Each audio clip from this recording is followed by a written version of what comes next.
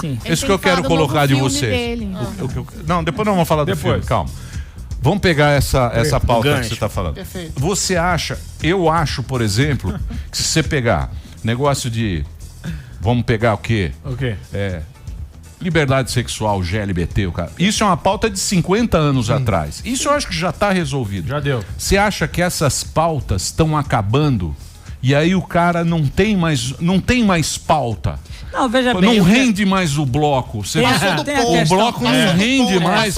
Aí você precisa ficar. Tem a questão que é a seguinte: o que nasceu primeiro, o ovo ou a galinha? A questão que fica é: o petismo teria dado certo se o cinema petista tivesse dado certo, ou ao contrário, né? Mas de qualquer forma, eu acho o seguinte: existia uma ideia no primeiro mandato de Lula, no segundo, e depois foi mudando, de que o cinema precisava mostrar os pobres. Aí criou-se aquele clichê que era o cineasta rico indo filmar o pobre no sertão. Então, aí depois a coisa foi mudando e foi tendo essa tendência para a identidade sexual. Exato. E isso ficou. Então, é excessivo, entendeu? Só se fala, em festival brasileiro, só se fala disso. Só isso. Entendeu? Só se fala. Agora o tema do momento é transexualismo, mas pode ser. Então, eu acho muito estranho quando as pessoas começam a falar todas as mesmas coisas nos festivais brasileiros, todos. E quem não falar disso, não entra.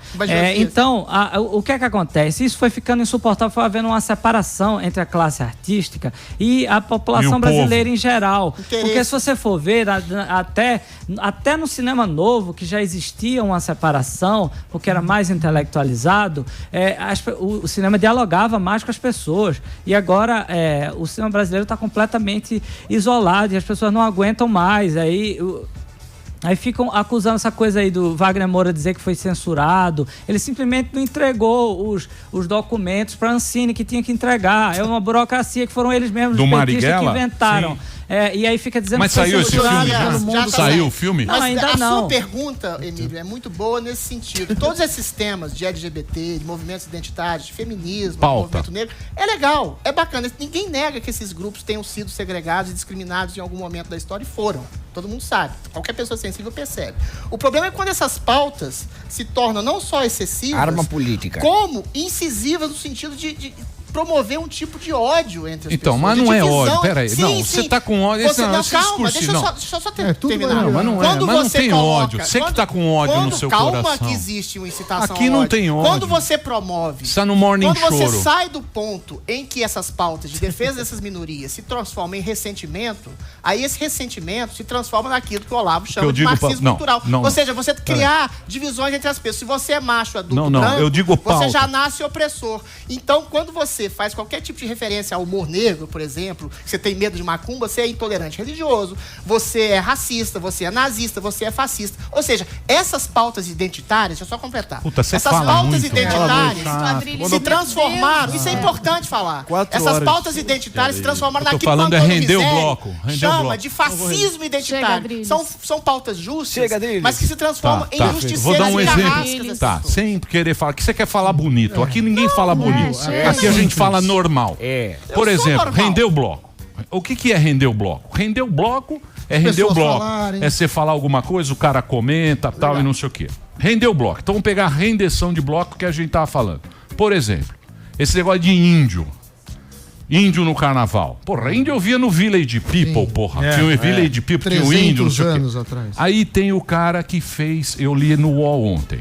O Blackface? Não é Blackface, não. Eu li no UOL ontem o cara de Cacique de Ramos. Porque o que acontece? A pauta não rende mais, aí ele fala, não, olha, não podemos mais índio não é fantasia, tal, não sei o quê. O cara fala, porra, ele tem uma escola de samba, Cacique de Ramos, que há 50 anos desfila todo mundo de índio, não sei o quê. E agora? O cara falou, mexo, lá na minha comunidade estão cagando pra esse negócio de índio. Que índio que tá cagando e andando. Então, porque o cara quer ir no carnaval do jeito que ele quer, claro. Não é fruto. Se transformaram em chatice. Então. Em policiamento. É isso. Mas o cara vai de índio e acabou, meu. Então, isso é que é cultura. Cultura, o cara fala, bicho, lá no Cacique de Ramos. Cacique de Ramos é um bairro do Rio de Janeiro. Pô, é legal lá o Cacique de Ramos. Transformaram em sensacional. Agora o cara vai falar o quê? Falar, não, agora beleza, não vou mais de índio, eu vou de quê? Não pode Fala, meu querido intelectual. Não vou mais ir. Vai ter que ir do que quiser. Vai de que agora? O Cacique de Ramos, que é uma escola olha só, tradicional, isso tem na arte também, as pessoas do lugar. Primeiro, veio essa ideia de que tem que se falar do outro, do pobre. Aí depois as pessoas começaram com a ideia de identitária, que nós temos que falar de mim mesmo, eu tenho que falar da minha própria classe social, da minha própria sociedade, do meu próprio lugar de fala. Olha, o cinema, a arte é falar do outro, é entender o outro. Até quando você fala de si mesmo, Proust, falando da história dele, ele está falando do outro, daquilo que todo mundo pode se identificar, entendeu? E isso vai bater no carnaval, na arte, entendeu? Como se você só pudesse falar de si mesmo. O cinema americano são milhares de exemplos de quando você pega a cultura mais distinta e faz um filme excelente a partir daquilo, né?